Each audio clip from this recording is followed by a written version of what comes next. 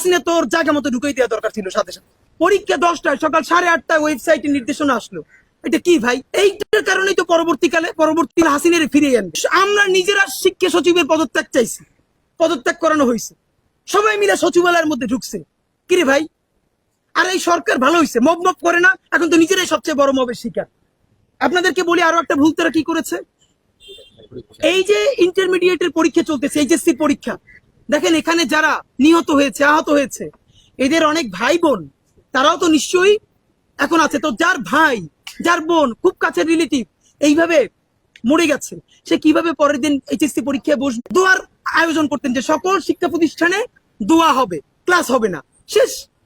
ঢাকা বোর্ডে আপনি পরের দিন পরীক্ষা স্থগিত করে দিতেন। সারা বাংলাদেশে দরকার নাই, শুধু ঢাকা বোর্ডে, যে ঢাকা বোর্ডে সবাই দোয়া করবে, পরীক্ষা স্থগিত না।